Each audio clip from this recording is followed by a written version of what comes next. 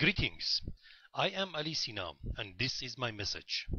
The 2008 presidential election in America is the most crucial election in this country's history, not because the issues are that critical, but because of Senator Barack Obama.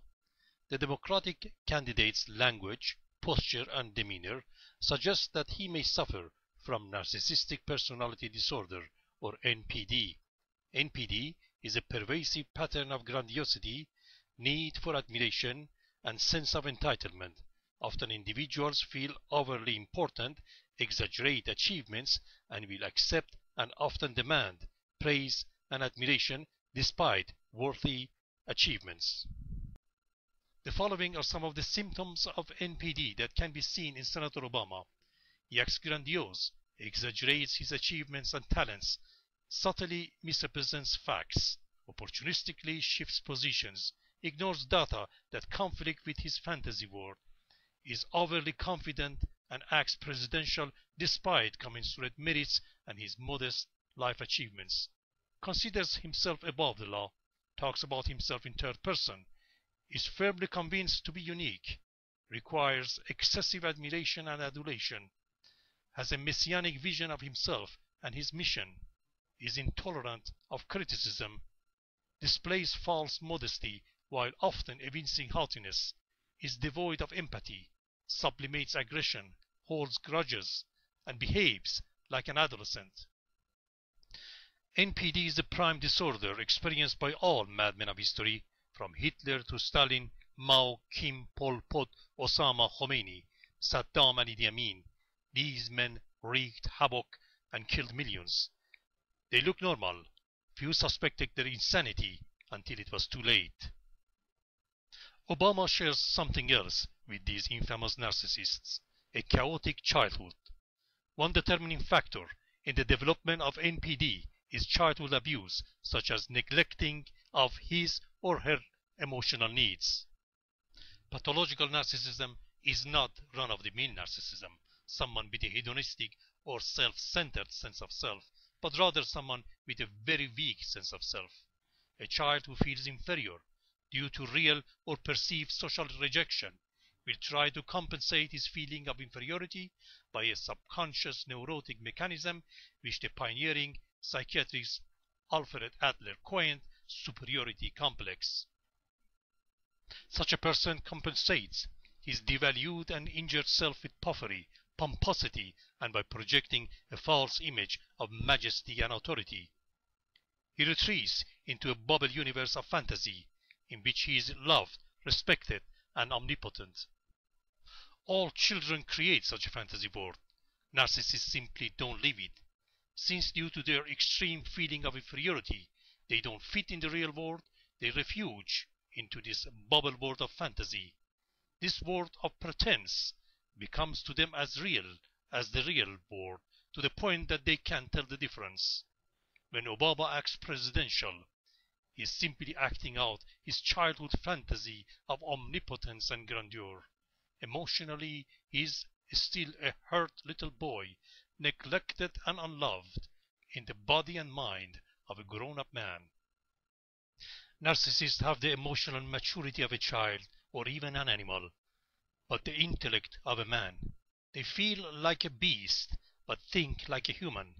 What makes narcissists dangerous is their lack of conscience combined with their superior intelligence and their superb performance ability that fool many. They are predators that outsmart you.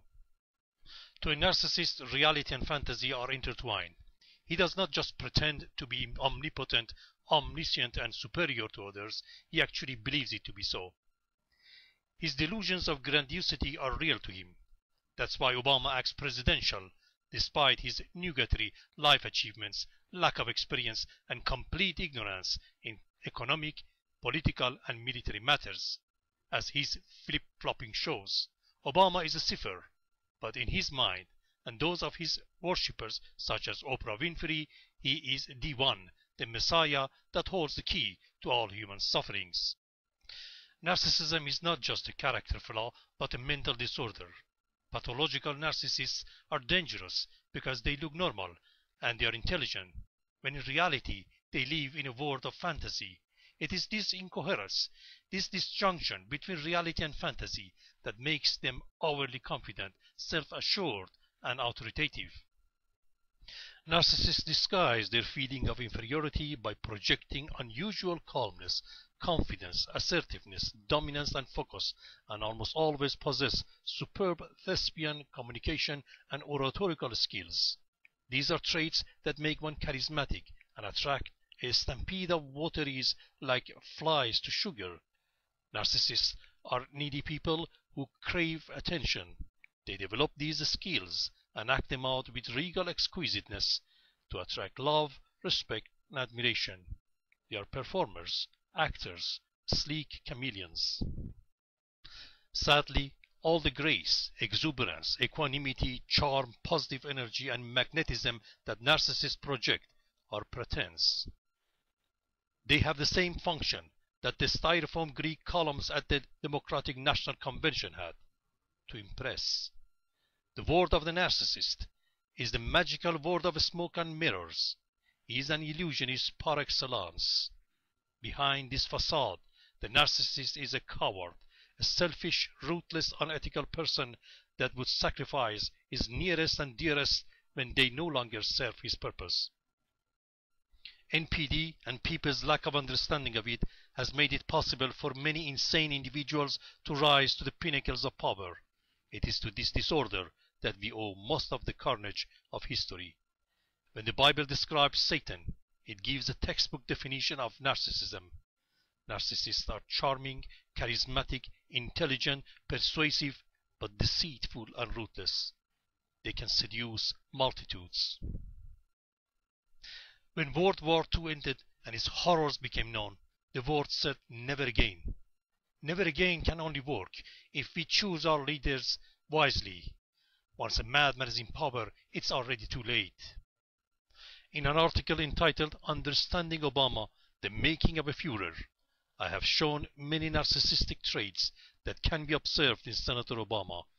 Should the senator have NPD, all issues in this election would pale in comparison to what is at stake. Imagine someone with the mindset of Hitler, Khomeini, or Kim Jong-il in the White House, with Congress and Senate at his feet. Can you think of a more dreadful scenario? In the case of Hitler, the only issue that really mattered was his sanity. Instead, the Germans were hoodwinked by his charisma, his oratorical skill, and his vacuous promises of change. They paid a hefty price for their negligence. Shouldn't we learn from their mistake?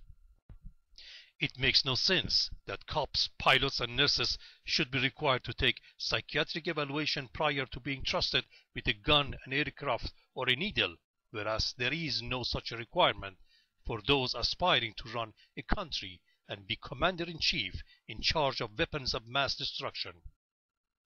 There is no basis upon which to assume Obama would become a murderous tyrant, but there are a number of disturbing traits he shares with murderous world leaders that are worrisome. He can dispel our fears by submitting to a mental checkup. In the spirit of fairness, I am asking all candidates to submit to this test. Psychiatric evaluation for leaders seeking positions of authority must become mandatory in all countries.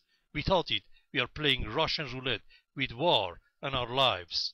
Imagine how many millions of lives would have been spared only in the last century if aspiring leaders were screened and madmen barred from gaining power. If you agree this is a vital issue, which transcends all other issues, whatever your political affiliation, I urge you to please sign this petition and invite others to do the same. If enough people become concerned about Senator Obama's mental health, they may think twice before casting their vote for him. Knowledge is power. Power be with you.